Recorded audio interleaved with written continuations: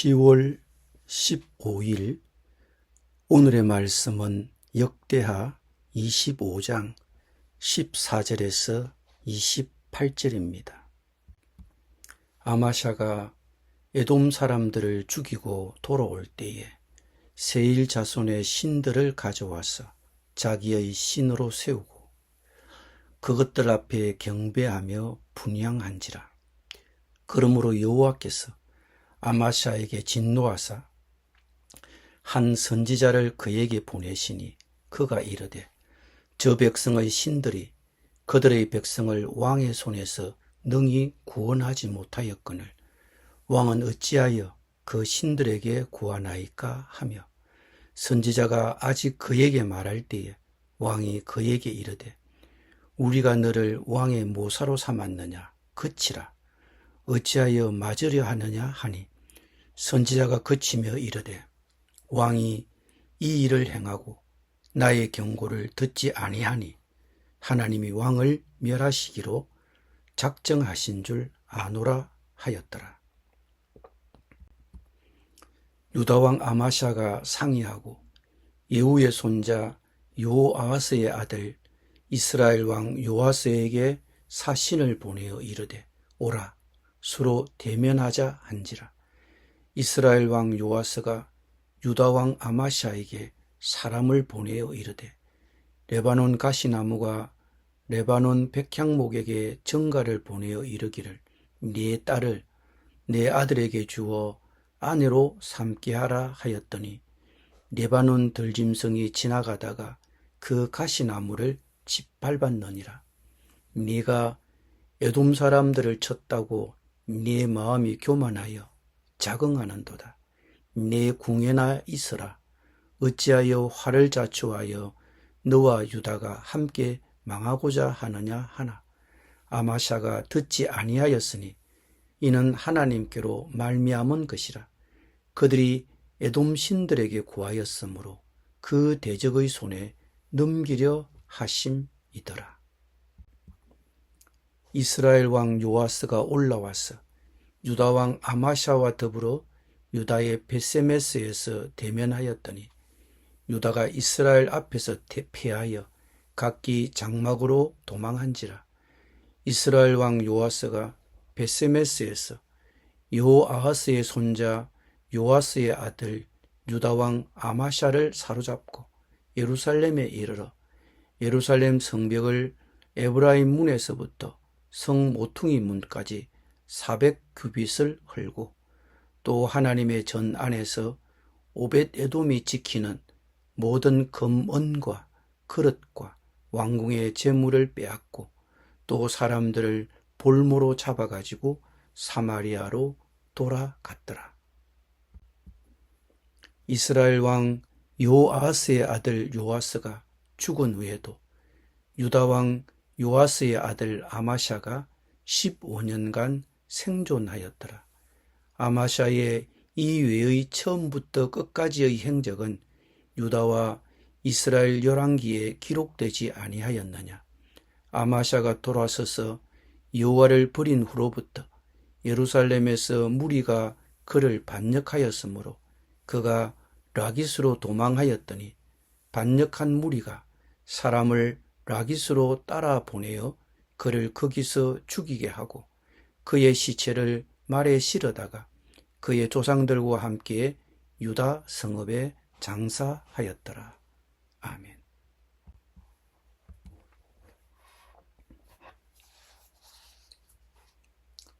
(25장은) 유다왕 아마샤에게 주어진 세 가지 경고를 언급합니다. 하나는 마지못해 들었지만 두 가지는 무시되었습니다. 그 결과는 재앙이었습니다.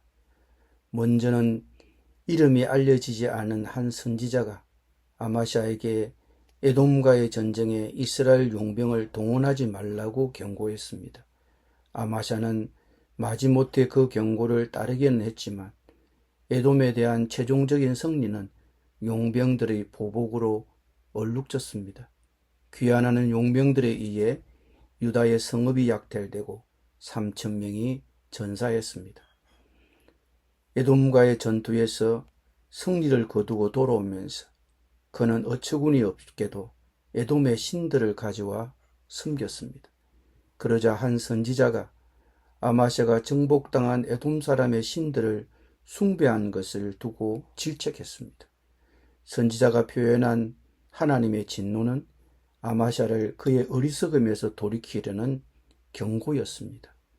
그러나 아마샤는 질책하는 선지자를 맞아 죽지 않으려면 그치라고 위협하였습니다.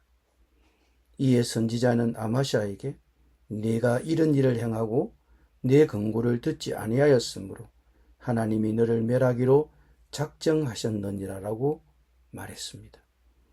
후일 북이스라엘 왕 요아스는 아마샤가 전쟁을 걸어오자 남유다를 은근키에 북이스라엘을 튼튼한 백향목에 비유하며 어리석게 자신의 나라를 공격하지 말라고 경고했습니다. 그는 아마샤에게 이전에 에돔을 상대로 거둔 승리로 인해 우쭐대지 말고 집에 머물라고 조언했습니다. 그러나 아마샤는 요아스의 말을 무시했고 선지자가 예언한 대로 유다는 그 전투에서 패배했습니다. 아마샤는 한동안 이스라엘 왕의 포로가 되었고 예루살렘은 큰 손실을 입었습니다. 아마샤는 요아스의 말을 들어야 했지만 그는 듣지 않았고 이어지는 전투에서 참패를 당했습니다.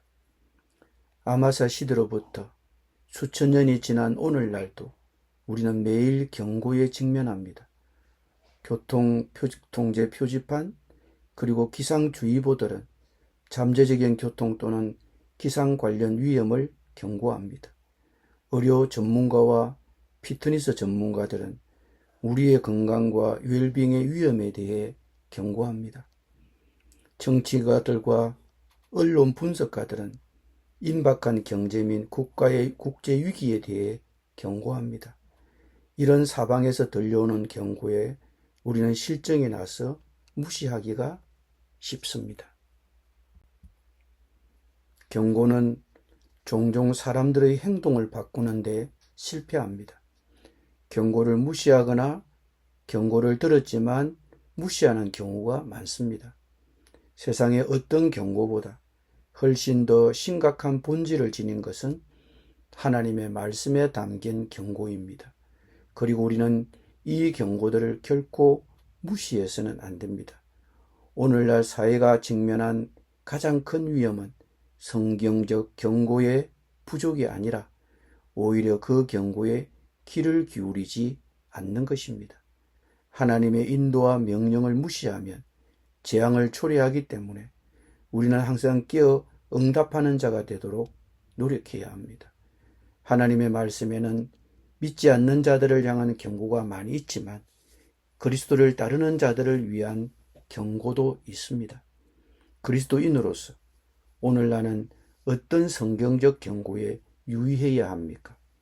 요즘 내가 자주 듣는 경고는 무엇입니까? 경고를 듣긴 했지만 무시하고 있지는 않습니까? 우리는 세상의 경고를 무시해도 간혹 해를 피해갈 수는 있지만 하나님의 경고를 무시한다면 우리는 하나님의 심판을 피할 수 없습니다. 기도드립니다.